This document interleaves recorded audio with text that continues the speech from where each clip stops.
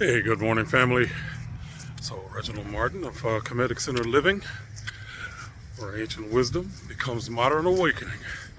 So, out on that walk again this morning, of course.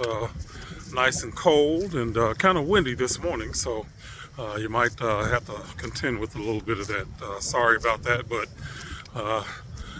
can't stop the weather yet. I'm working on it. But today I want to talk about how do you know when your higher self is communicating with you, okay? And I want to put this in the context of a way that you can actually consider this and knowingly, especially the people who are gifted with the ability to counsel people and give wisdom and stuff like that, you're going to recognize something that I'm going to share with you here pretty quickly. So I know when we were Christian, we had to basically put everything that we did in the context of Christianity, okay? And we had to put everything, like for instance, if any, it was, is God talking to me or the devil talking to me? Is it Jesus or whoever? And well, it ain't no whoever. Everything had to be in that context. So it's like, in a sense, what Christianity did was basically hijack spirituality. So all the things that are natural to us as human beings and connecting to our higher self, Christianity wanted to teach us that the only way that we were able to have those things happen was because we were Christian, okay?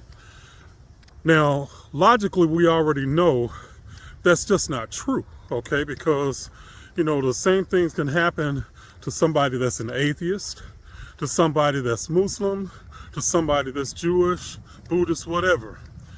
These things are just natural to us. But the way that Christianity did, they kept us in this silo of information, so to speak, to where we could only look through the Bible. We couldn't get other books, to basically develop our knowledge in any other areas, in any way, because it was, you had to then put things into the context of, was the devil going to take over you or whatever? So we had this constant battle of fear that ended up blocking our own natural instincts and our own natural intuition, our own natural guidance system, family.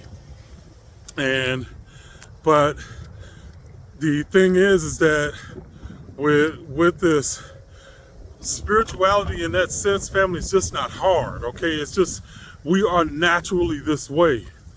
And you don't have to do anything special for this. You don't have to believe a special way. You don't have to, do a certain ritual, anything like that.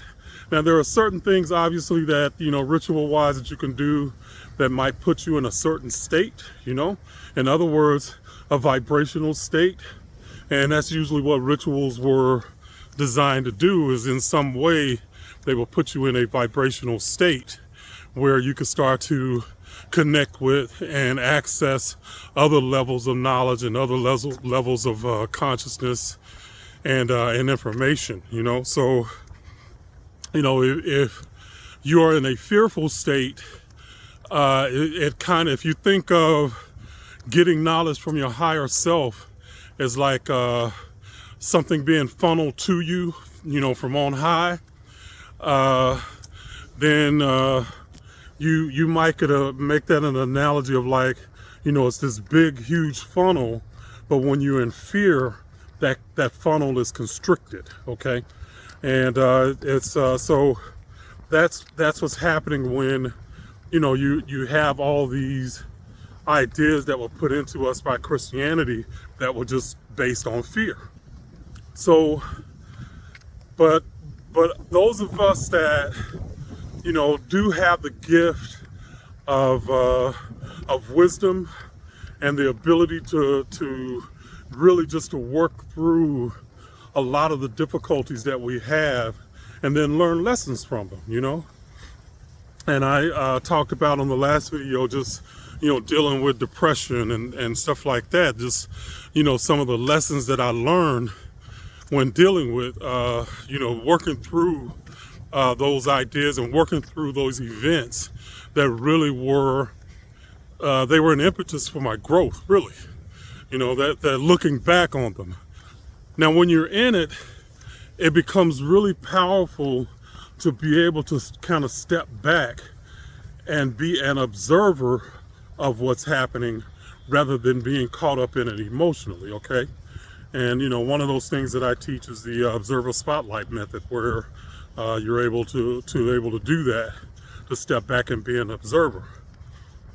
But when you're able to do that, then you don't get caught up in the event.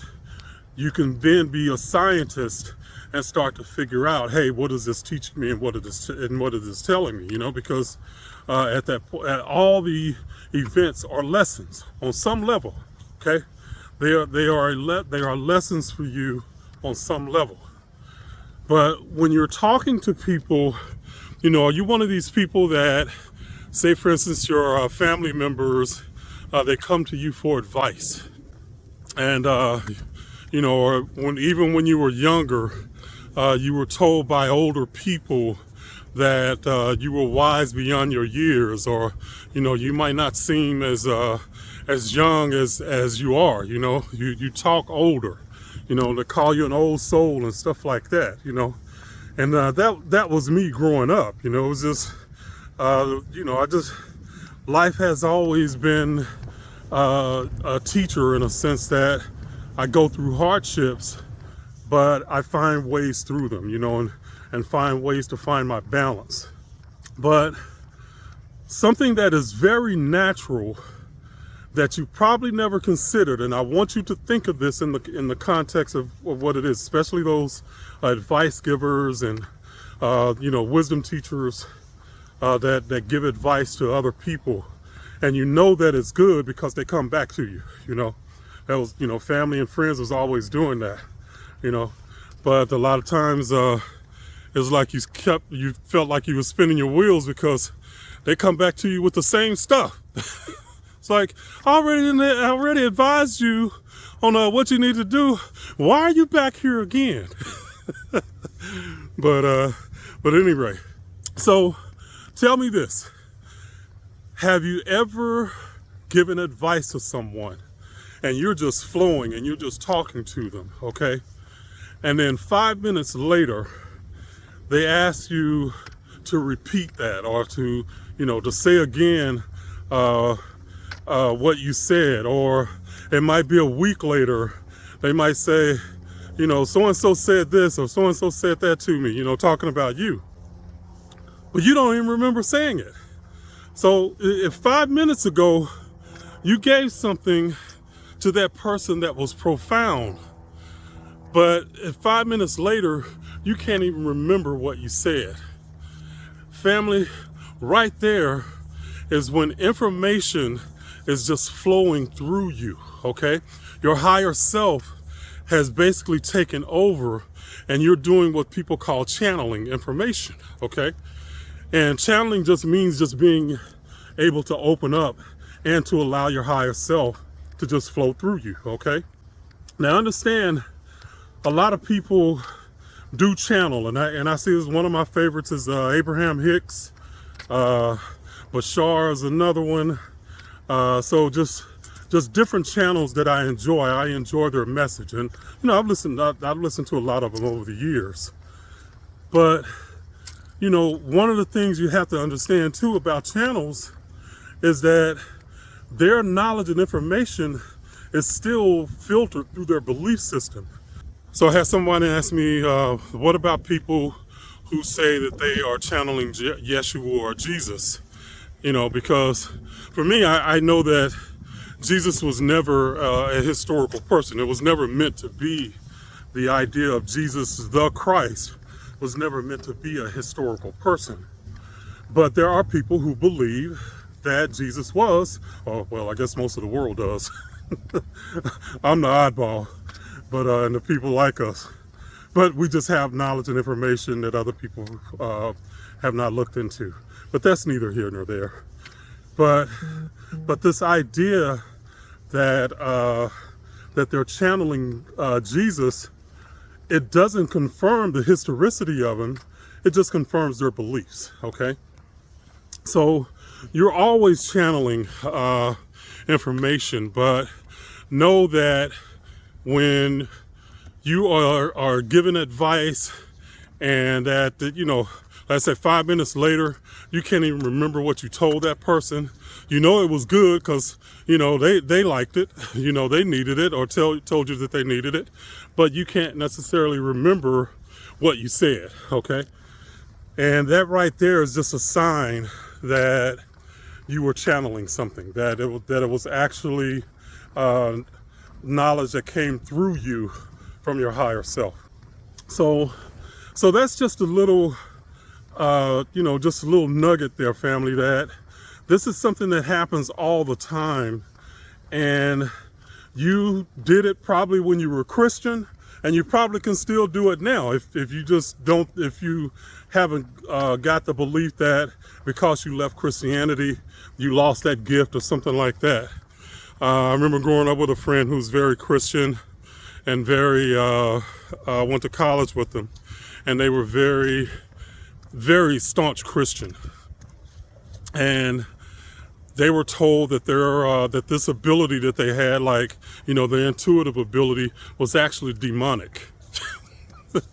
I'm like, damn. And they essentially had to turn off or turn away from something that was very natural for them to do. And they had to couch that into the terms of them being demonic. Family, don't let anybody do that, okay? You know, it's just a natural way for you to be. It's a natural way that soul, mind, and body just connects, you know? And you do it so naturally that you just take it for granted, that you don't even think it's a big deal. And a lot of times we'll put things in the context of spirituality like it's supposed to be so hard, but it's really not. It's just natural. It's who we are, okay? It's not what we do, it's who we are. Hang on, I got them a new roll with some ice.